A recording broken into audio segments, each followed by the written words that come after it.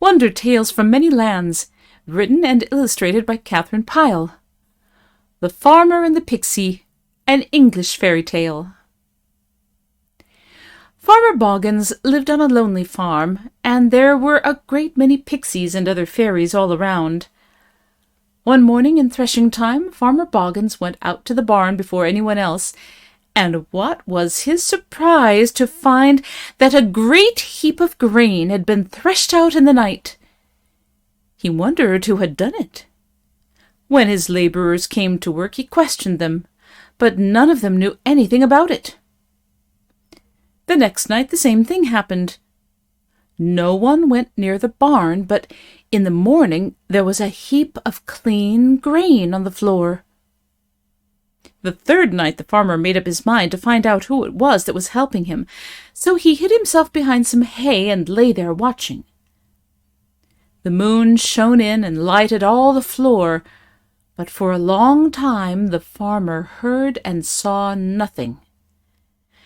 Then suddenly he heard a sound of threshing, and there was a pixy beating out the grain with a flail. The little man was not a foot high. He was as brown as a nut, and had scarce a rag of clothes upon him. He worked so hard that the sweat poured down his forehead, and now and then he stopped to wipe it away. And then he would cry out proudly, "How I sweat! How I sweat!" The farmer was filled with admiration, and the third time the little man cried, "How I sweat!" the farmer could hold his tongue no longer, but answered him, "That you do." No sooner had he spoken, however, than the pixy was gone.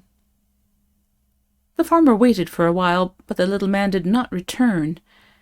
At last Farmer Boggins went back to the house and told his good wife all that had happened. "You stupid!" she cried, when he'd made an end of the story. "You should never have spoken to him. The small folk cannot bear to be spoken to."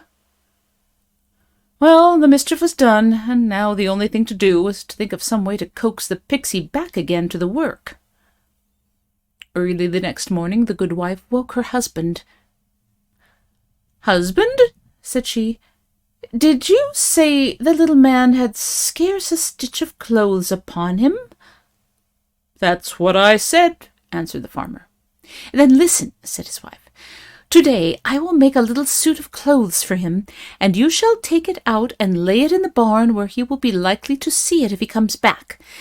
And maybe then he'll be so pleased he'll get over his anger and begin to work for you again." Well, that seemed a good plan to the farmer, so his wife set to work, and by evening she had made a complete set of little clothes just the size for a pixy. The farmer took it out to the barn and spread it out in the moonlight and hid himself where he could watch and see what would happen. For a long time all was still, and Farmer Boggins was beginning to feel sleepy, when suddenly he saw the pixy was there. The little man had a flail in his hands and was going toward a heap of grain, and then he saw the little suit lying there in the moonlight. At first he stood quite still, and then he laid down the flail and took up the clothes. He looked at them all over, and then he put them on. When he was dressed, he began to hop about and sing, "How fine I am! How fine I am! Now I am nobody's working man." So singing, he danced across the floor and out of the barn and down the hill. And the farmer was in a rage. His wife had taken all the trouble to make the clothes, and the little man had taken them and gone off without doing a stroke of work to pay for them. But this should not be the end of the matter. At the foot of the hill, the farm road crossed a stream, and there was a bridge. The farmer went down to the bridge and hid himself beside it, for he thought that if the pixy were really leaving the farm, this was the way he would go. Sure enough, Boggins had not been hidden there long when he heard a sound of voices, and along came a whole troop of pixies. They all looked exactly like the little man the farmer had seen in the barn, but none of them were dressed. Last of all came a pixy in a little suit of clothes, so the farmer knew he must be the one who had threshed out the grain. Just as this Pixy reached the bridge, Farmer Boggins stepped out in front of him.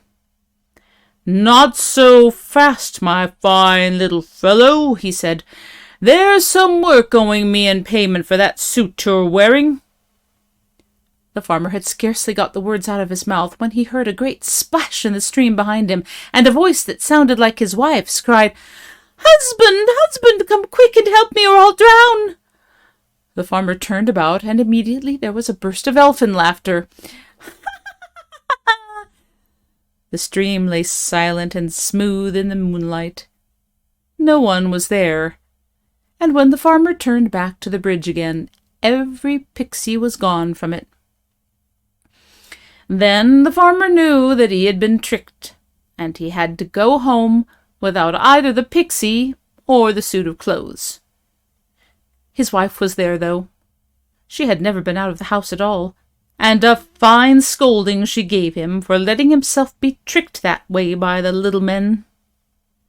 But the Pixy never came back to help him again with his grain, or to thank him for the suit of clothes either.